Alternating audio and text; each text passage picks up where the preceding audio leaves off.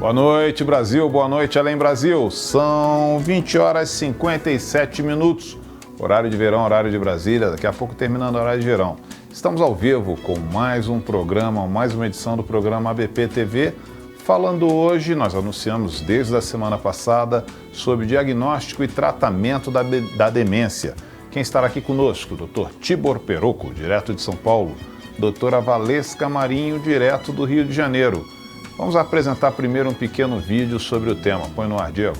A demência pode ser definida como um conjunto de alterações nas habilidades cognitivas do indivíduo, quase sempre irreversível, afetando o comportamento e autonomia em relação ao nível anterior de funcionamento. Apesar da demência acometer diversas faixas etárias, há uma maior relação com o processo de envelhecimento. Cerca de 2% dos casos de demência surgem aos 60 anos de idade e suas taxas de ocorrência dobram a cada 5 anos, atingindo 30% próximo aos 90 anos. Um conjunto abrangente de causas pode levar à demência e, no Brasil e no mundo, a doença de Alzheimer é considerada a maior causa dessas alterações. É isso aí, o tema interessantíssimo. Você também pode participar deste programa. Quer saber como? Põe no ar, Diego. Para participar é muito fácil. Basta acessar o portal da ABP, www.abp.org.br. Na página de exibição do programa, encontre o formulário do Linha Direta. Coloque o seu nome, o seu e-mail, diga se você é associado ou não da ABP e preencha com a sua mensagem. Participe dos debates ao vivo do programa ABP TV. É isso aí, participe, fortaleça cada vez mais esse canal de comunicação, de educação continuada. Muito legal tê-los aqui. Você também pode participar através desse espaço aqui de comentários no Facebook, fazendo a sua pergunta, mandando a sua contribuição. São 20 horas e 59 minutos, estamos começando agora o nosso programa ABP TV. Por que eu estou falando da hora? Porque essa hora você pode compartilhar essa transmissão ao vivo. Compartilhe esse live com aquela pessoa que você acha que com certeza se interessa pelo tema. Então compartilhe aí, o momento é esse. Eu vou dar meu boa noite primeiro aqui a quem está nos acompanhando. Boa noite, Aline Santos, boa noite, Luciane de Souza, boa noite, Carla Sartori, boa noite, Nartércia Alves, boa noite, Clemilson Santos e muitos outros que estão nos acompanhando aqui através do Facebook. A audiência de vocês muito nos honra. Boa noite também ao nosso participante, Dr. Tibor Perocco, direto de São Paulo. Boa noite, Dr. Tibor. Diego, eu estou com problema no áudio do Dr. Tibor. Boa noite, Dr. Tibor. Está me ouvindo? Estou ouvindo. Agora sim. Em nome do Dr. Antônio Geraldo, de toda a equipe da ABP, agradeço muito a sua participação voluntária de estar aqui às 21 horas conosco para compartilhar sobre esse tema, respondendo algumas perguntas essas que eu já vou lhe passar a primeira. Por que as demências ocorrem? Antes de tudo, agradeço muito o convite, em nome do ABP, do Antônio Geraldo, aqui a participação, né? As demências, elas ocorrem por um processo de envelhecimento cerebral e por envelhecimento como tem para o corpo todo do indivíduo. E a gente tem um monte de tipos de demência, né? No caso, foi citado no vídeo mesmo que a demência de Alzheimer é a mais comum de todas e ela ocorre por algumas alterações no cérebro, por esse envelhecimento, por umas alterações de umas proteínas, e é como se isso fosse diminuindo a transmissão desses neurônios e a pessoa fosse tendo dificuldade nessa parte da memória em uma região específica do cérebro, né?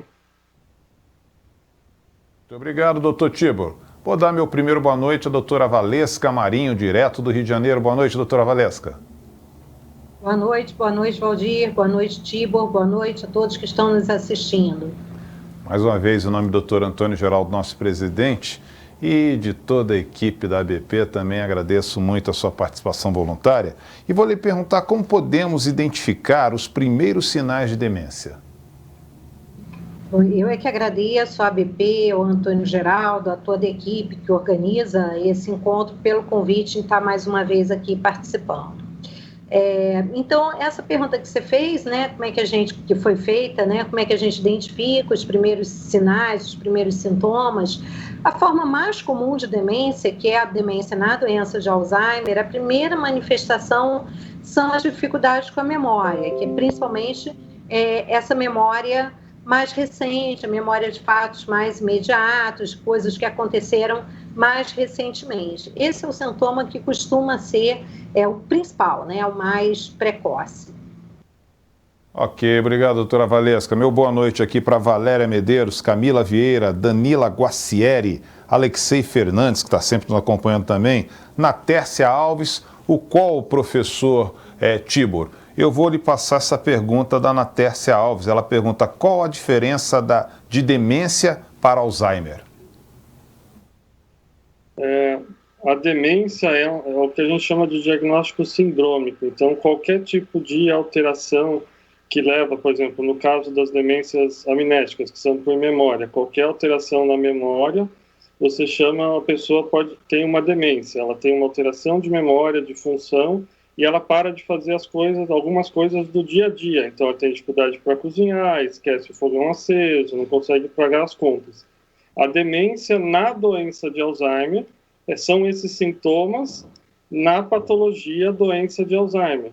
Então, é a doença que desenvolve dando esses sintomas, mas a gente pode ter demências por N razões diferentes. Então, é por isso que a doutora Valesca até citou demência na doença de Alzheimer. Obrigado, doutor Tibor.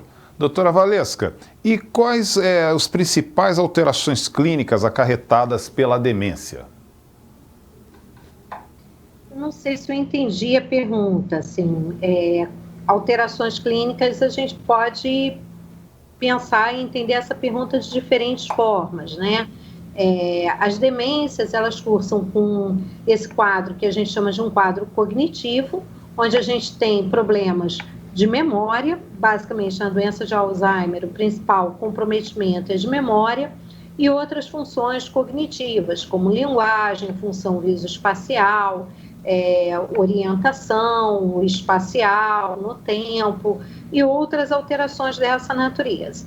A gente tem alterações de comportamento, que são relacionadas tanto a sintomas de depressão, ansiedade, agitação, perambulação a esmo, alteração do sono e outras, que são outros aspectos da demência, e as alterações de funcionalidade, que é a capacidade do indivíduo de executar as suas tarefas do dia a dia.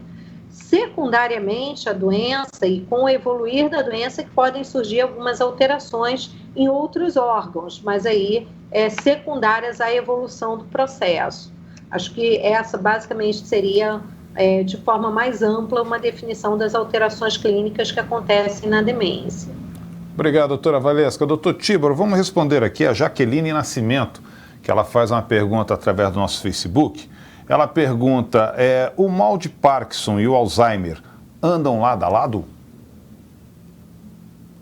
É uma associação que pode acontecer, mas que são doenças do idoso, então as duas podem ter no mesmo indivíduo, ou a gente pode ter indivíduos diferentes, o que é mais comum o paciente ou ter Parkinson ou ter Alzheimer. Mas as duas doenças, tanto a doença de Alzheimer como a doença de Parkinson, podem dar demências.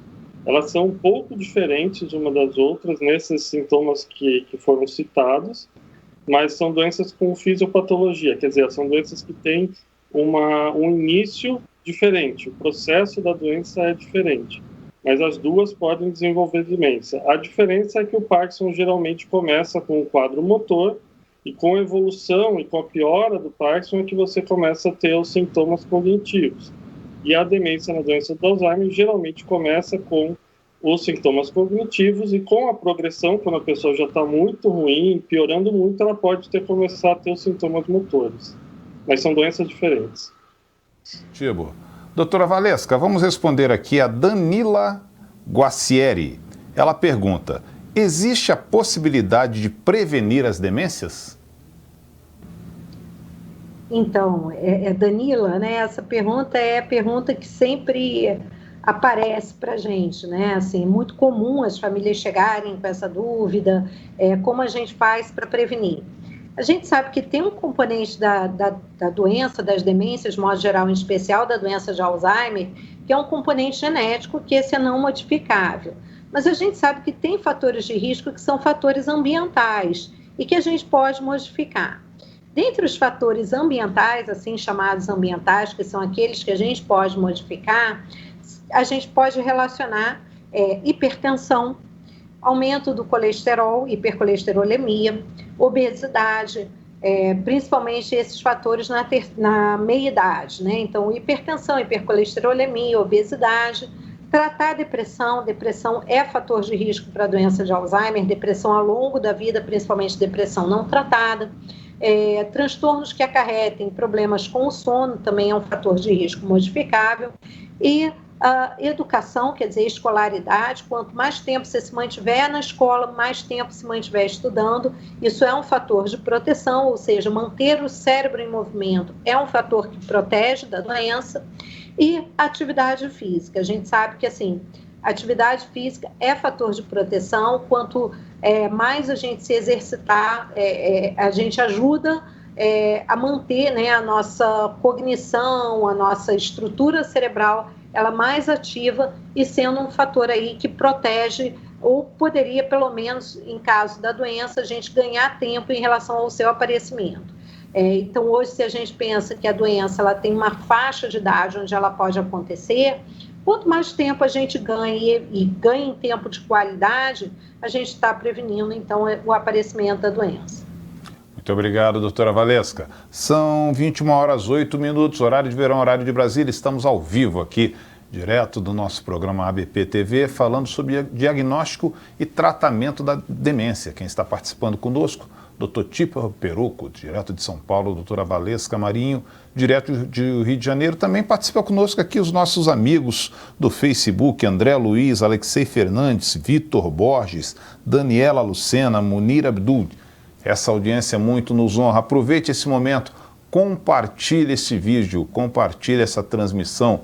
Muito legal, muita gente ficar sabendo disso. Doutor Tíbor, vamos responder aqui ao Fábio Cardoso. Ele pergunta, fora o Alzheimer, existem outras doenças associadas diretamente a quadros de demências?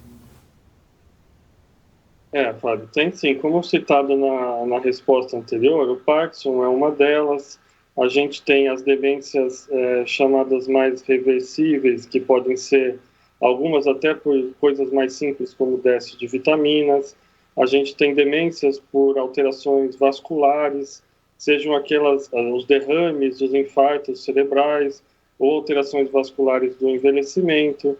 A gente tem demência por outras doenças, como, por exemplo, que nem são memórias, as demências frontotemporais, as degenerações lobares, as demências por corpo de Levy. Então, tem uma gama muito grande de demências com diagnósticos diferentes. Por isso que é importante ter uma avaliação do quadro no início dos sintomas. É importante, quando a pessoa já tem qualquer sintoma inicial, procurar um médico especialista, porque quanto mais cedo é o diagnóstico, melhor a gente pode fazer o tratamento e melhor pode fazer esse diagnóstico. Obrigado, doutor Tíbor. São 21h10, horário de Brasília. Eu vou aproveitar essa ótima audiência que nós estamos agora no Facebook para mandar um recado para você. Na verdade, esse recado é do nosso presidente, doutor Antônio Geraldo. Põe no ar, Diego.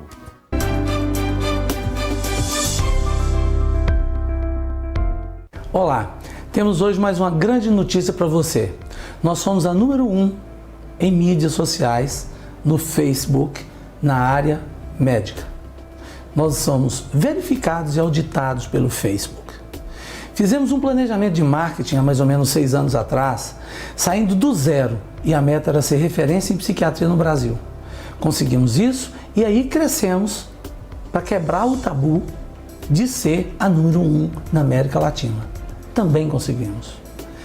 A meta passou então a ser a maior nas mídias sociais, na área associativa do Brasil. Hoje já somos. E apesar de sermos apenas uma especialidade médica, somos maior que as instituições mães. A ABP, sempre pensando no outro, sempre crescendo organicamente, atingiu esse patamar. Podemos ser melhores se cada associado ajudar nas mídias e atuar firmemente conosco. prestamos um bom serviço à comunidade. O associado pode e deve fazer parte disso e prestar tal serviço também. Estamos popularizando a psiquiatria entre a população e entre os cientistas. Somos o número 1 entre todas as áreas das ciências e a mais popular junto ao povo. Isso é muito importante para nós.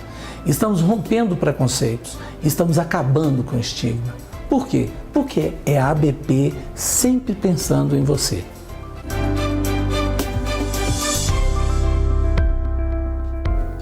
É isso aí, muito obrigado, doutor Antônio Geraldo, e vocês aqui que participam conosco sempre no Facebook, que logicamente ajudam a ABP a conquistar esses valiosos números. Mas vamos continuando com o nosso assunto, diagnóstico e tratamento de demência. Eu vou passar agora uma pergunta para a doutora Valesca Marinho, é da Valéria Medeiros. Ela pergunta qual a melhor forma de tratamento para uma demência, doutora Valesca.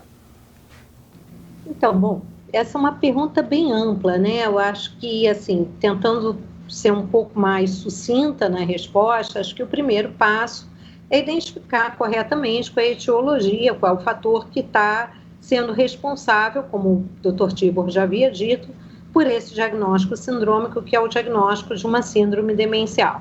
Uma vez a gente diagnosticando que se trata, através de uma série de avaliações que a gente pode fazer, se trata de uma demência na doença de Alzheimer, existem medicamentos que são medicamentos que se propõem a lentificar o curso da doença, né, a tornar esse progresso um pouco mais lento.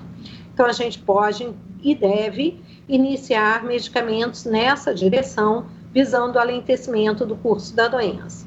Além disso, a gente precisa trabalhar bastante com a questão da educação, da orientação dos familiares em relação à evolução do quadro. É uma doença que afeta não só o paciente, mas também as pessoas que estão ao redor, né? A doença é uma doença da família, porque não só o paciente que padece da situação, mas as pessoas que estão próximas, os cuidadores, como a gente chama, são pessoas que, em geral, vivem uma sobrecarga de trabalho, de cuidados em excesso, e a gente precisa estar muito junto, trabalhando no sentido de oferecer suporte, cuidados também a esses familiares. Então, de forma bastante resumida, acho que seriam essas as informações principais em relação ao tratamento. Obrigado, doutora Valesca. Doutor Tibor, vamos responder aqui a Ludmila Ferrante Fagundes. Ela pergunta quais as intervenções recomendadas. Obrigado pela pergunta, Ludmila. Da mesma maneira que a doutora Valesca citou, a gente pode pegar e falar um pouco da demência na doença de Alzheimer, porque sempre que fica falando de demência de maneira geral, varia muito, tanto o tratamento como as recomendações. Como dito, a gente tem algumas medicações. Uma recomendação eu já dei antes, eu acho que a família não deve ficar esperando a pessoa piorar ou ter sintomas mais graves. No momento que começar a perceber alguma alteração de memória inicial, procurar um médico especialista em tratamento e diagnóstico de demências, porque essas medicações citadas podem diminuir a progressão da doença e quanto mais cedo é melhor. Essas pessoas podem ter, quanto mais atividade cognitiva, quanto mais leitura, quanto mais coisas, melhor elas vão ficarem. A gente tem profissionais como terapeutas ocupacionais que podem ajudar bastante em alguns atendimentos. Então, vocês veem que é uma recomendações e um atendimento que a gente chama de multidisciplinar. E em relação aos cuidadores, a gente tem aqui também a Associação Brasileira de Alzheimer, que se vocês entrarem no site dessa associação, vocês vão ver que nas cidades tem grupos de apoios que as pessoas podem ir assistir, aprender sobre a doença, discutir. Então deveria se divulgar mais. Isso a gente chama de psicoeducação, a educação dos familiares para saberem mais sobre a doença e aprender e poder cuidar melhor dos pacientes. Muito obrigado, doutor Tibor. Doutora Valesca, vamos responder aqui a Edilene Rodrigues. Ela pergunta se a demência se manifesta a demência se manifesta a partir de qual idade?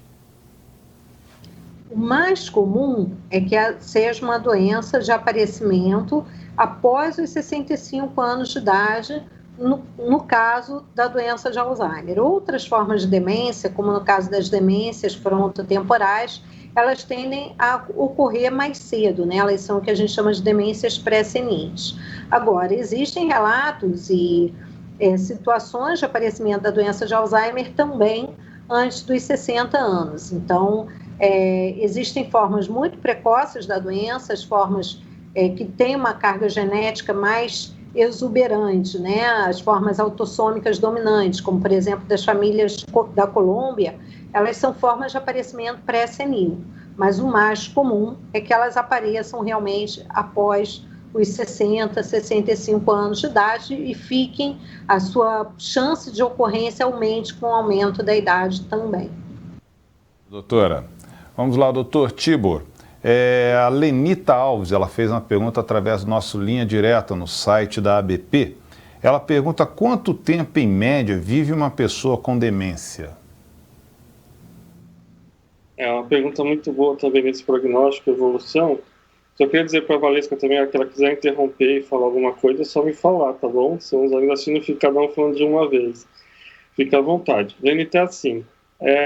A demência na doença de Alzheimer, por exemplo, geralmente a pessoa ela acaba evoluindo e ela morre de outras coisas, não costuma morrer da própria demência da doença de Alzheimer. E essa evolução ela é bastante longa, a gente tem a fase leve, a moderada, e a fase grave, que geralmente é maior.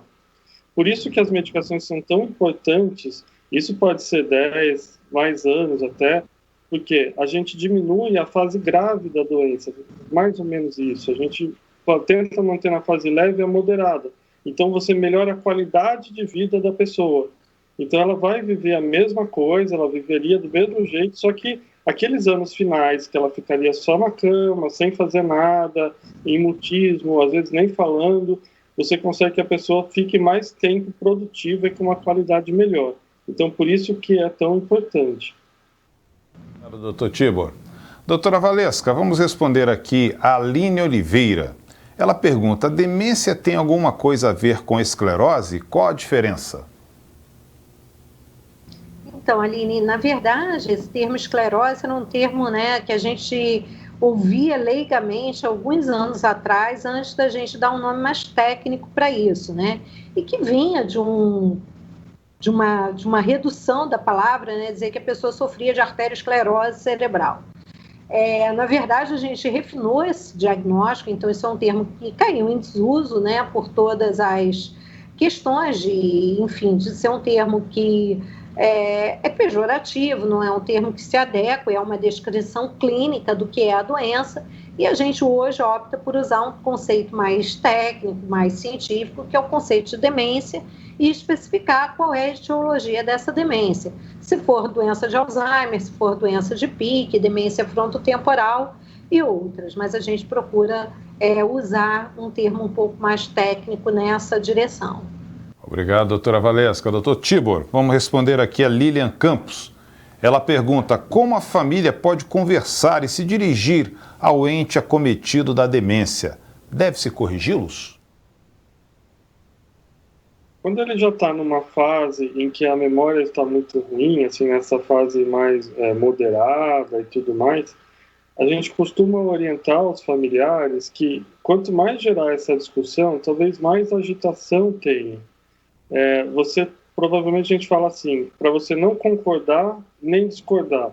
Então, se a pessoa começa a ter o mesmo assunto, algo que você acha que está errado, a memória dela é muito curta. Então, você tenta desviar a atenção dela, falar de outra coisa, tentar fazer outra coisa com a pessoa. Por exemplo, correção, tinha um paciente que esquecia a luz acesa. O familiar queria fazer ela lembrar de apagar a luz, quer dizer, ela não vai lembrar, ela não tem memória para isso. Ou acha que tem uma pessoa que ela acha que ela está viva e já morreu. Você corrigir, isso vai ter um prazo muito curto, isso pode gerar uma agitação, uma alteração. Você também não precisa falar que realmente essa pessoa morreu, é o que eu citei. Você pode tentar desviar essa atenção, levar a pessoa para outro ambiente, tentar conversar de outra coisa para não gerar atrito com o indivíduo. Obrigado, doutor Tibor. Quero aqui agradecer a audiência da Lilian Campos, da Tânia Dobel, da Eva Mateus, Aline Oliveira, Daniela Guacieri, e muitas outras pessoas estão nos acompanhando aqui pelo Facebook. Muito obrigado pela audiência. Doutora Valesca, vamos responder aqui: como podemos diagnosticar a síndrome do cuidador, ou seja, o impacto das demências na vida de quem cuida? Então, assim, cada vez mais, né, a gente tem percebido esse problema do desgaste do cuidador, do burnout, né, que é essa sensação de esgotamento emocional, que não só o cuidador familiar, muitas vezes também o cuidador profissional é submetido. Claro que esse esgotamento emocional, ele fica maior quando a gente fala de cuidadores familiares, né? Mas algumas manifestações desses sintomas de esgotamento, elas podem ser percebidas através da forma hostil, muitas vezes, que o cuidador passa a tratar esse paciente, ou de uma certa forma de diminuir o impacto dos problemas no dia a dia do paciente, pelo sofrimento que o cuidador, alguns cuidadores desenvolvem quadros de tristeza extrema, que vem a ser até depressão. Então, tem uma série de manifestações psíquicas que podem demonstrar e podem nos dar indícios de que esse cuidador está em sofrimento emocional. O que a gente sugere, que é uma das questões cruciais no manejo das demências, de modo geral, é um revezamento entre cuidadores, é que o cuidador principal, na imensa maioria das vezes, o que acontece é que um cuidador assume a carga maior de cuidados. A gente sugere que exista um revezamento para que esse cuidador principal tenha dias livres ou horas livres durante o dia, para que ele também possa cuidar de si mesmo, porque muitas vezes o que a gente vê é o cuidador parar de cuidar da própria vida para se dedicar integralmente aos cuidados do paciente. E isso acaba a longo prazo. A gente tem que lembrar que é uma doença que tem muitas vezes 10, 15 anos de evolução e ao longo do tempo isso gera uma sobrecarga enorme para essa pessoa que acaba abdicando da sua própria vida para cuidar desse paciente. Então, esse é um fator que a gente tem que estar preocupado, sim, observando. Doutor Tibor, respondendo aqui a Danila Guacieri, ela pergunta: necessariamente um paciente com demência terá agressividade, mesmo que esse paciente se apresente calmo e passivo? Necessariamente não. Pode acontecer essas alterações de comportamento, como a agressividade também. Ela acaba sendo mais comum em alguns outros tipos de demência, não na doença de Alzheimer, mas isso pode acontecer. Mas as próprias medicações que a gente usa para essas alterações ajudam a controlar isso e ficar melhor nesse sentido. Eu só queria até pontuar uma coisa que a Valesca falou em relação aos cuidadores.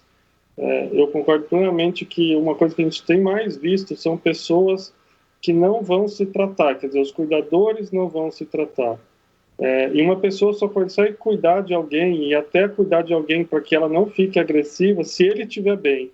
Porque você tem que lembrar que o paciente com demência é que está doente. Então, se você gerar agressividade nele, ele vai gerar agressividade em você. Então, se você não estiver bem, o cuidador não estiver bem, ele deve se tratar para poder cuidar melhor desse indivíduo e os dois vão ficar melhores. Obrigado, doutor Tibor. Doutora Valesca, existe algum fator de risco para o desenvolvimento da demência?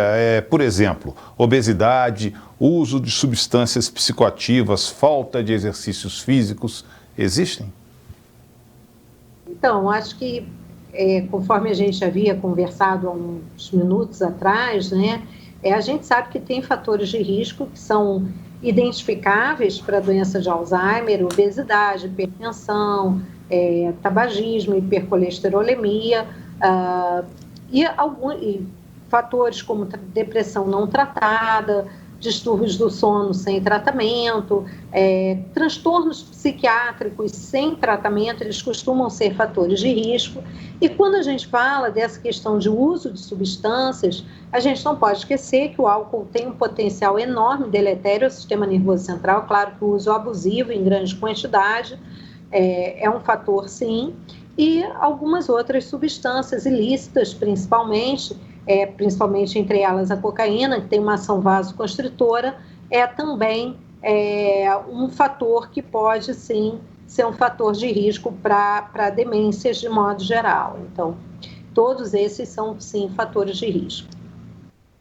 Vamos lá, doutor Tibor. É o José Carlos que faz a pergunta. Deixa eu abrir aqui no meu tablet. Isso, José Carlos Santana. Ele pergunta, a demência é uma doença crônica? A demência na doença do Alzheimer, depois que ela se instala, é uma doença neurodegenerativa e que até hoje não tem cura. Ela evolui, ela vai piorando, ela vai se cronificando realmente, vai ficando cada vez pior. Até hoje a gente não tem uma cura para isso. Doutora Valeschi, quais os índices de comorbidade? Pergunta bem ampla, né? Então, assim, vou te falar do ponto de vista, acho que a gente pode dividir em segmentos, né? Quando a gente fala em comorbidade, a gente está falando de concorrência entre doenças. Existe a questão de um fator importante de concorrência, que é entre depressão e doença de Alzheimer. A depressão ela é tanto fator de risco para a doença, como ela costuma ser uma situação que acontece muito junto com o início da doença de Alzheimer. Então, eu diria que depressão que se inicia após 65 anos de idade, num sujeito que nunca teve história prévia de depressão, é um indicador importante da possibilidade da doença de Alzheimer pela chance com que essas duas condições ocorrem juntas. Além disso, acho que o Dr. Tibor já havia mencionado anteriormente, a gente tem as questões das complicações da doença, né? Que a longo prazo, o paciente permanecer acamado, com menos deambulação, etc., pode gerar comprometimento em outras situações clínicas, né? Piorar, enfim, função respiratória, função renal e outras. E em relação a outras comorbidades, não sei se a pergunta talvez tenha sido nessa direção, diabetes, hipertensão, doenças que afetem, né, toda a vascularização cerebral, são doenças que estão associadas, sim, com risco de desenvolvimento de demência. Então, acho que a resposta engloba de modo mais amplo todas as comorbidades possíveis, né? Boa noite, então. Obrigado, doutora Valesca. Nós tivemos um pequeno probleminha técnico, caiu um pouquinho nossa transmissão, mas já voltamos. E voltamos ao final do programa. Eu vou pedir as considerações finais com o doutor Tibor Peroco sobre a participação de hoje no programa ABP TV. Doutor Tibor, suas considerações finais. Eu queria agradecer muito o convite, queria dizer que a participação é extremamente produtiva, ainda mais com uma grande amiga como a Valesca, com grande conhecimento e com essa grande audiência que tivemos.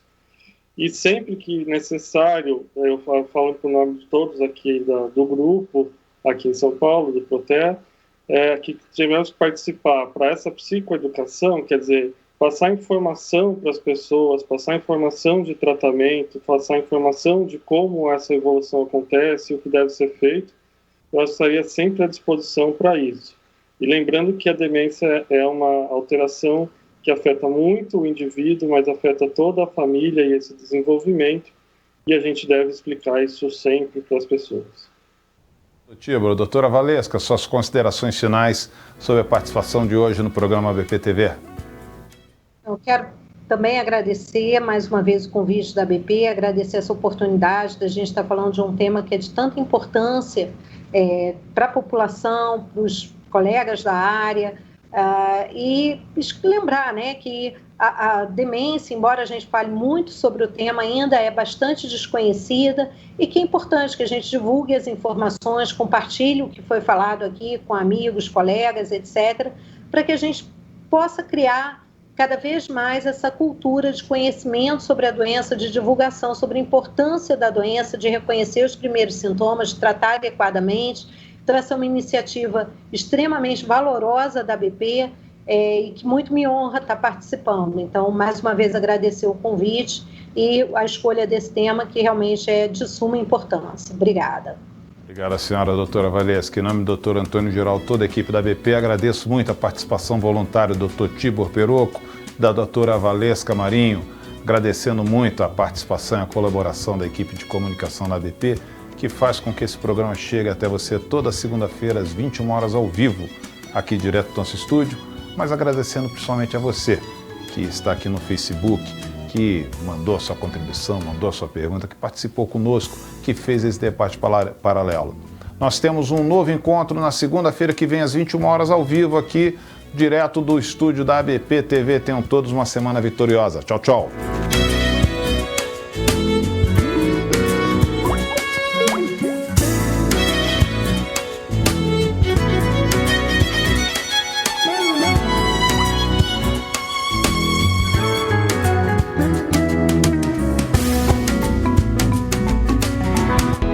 Toda segunda-feira, às 21 horas, você assiste ao vivo em nosso site ou em nossa página do Facebook a um debate sobre temas variados e com a participação de psiquiatras renomados. Nesta semana, batemos mais um recorde de audiência. Foram mais de 22 mil visualizações e quase 150 mil pessoas alcançadas com um programa sobre transtorno de ansiedade generalizada. Acompanhe e participe desta valiosa atividade, que faz parte do programa de educação continuada da ABP e ajude a combater o preconceito contra os portadores de transtornos e de deficiências mentais em nossa sociedade.